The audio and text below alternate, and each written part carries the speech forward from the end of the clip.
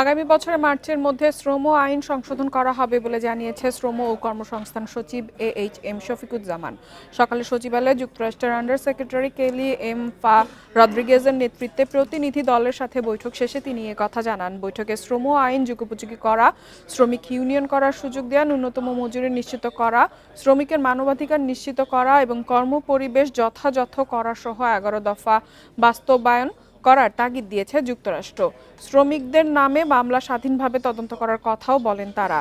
এসব বিষয়ে সরকার নীতিগতভাবে একমত বলে জানান শ্রম সচিব। যেসব কারখানায় শ্রমিক অসন্তোষ চলছে সেগুলো পরিচালনায় যুক্তরাষ্ট্রের সহায়তা চাওয়া হয়েছে বলেও জানান তিনি।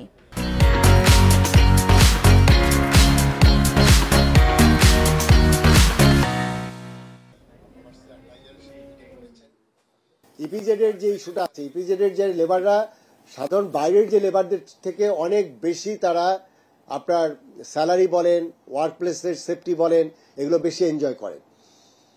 তাদের যে কনসার্ন একটি সিঙ্গেল আইন হবে, সেই জায়গাটা আমরা বলেছি যে এই জায়গাটায় আমাদের একটা স্টাডি করতে হবে এবং সেটা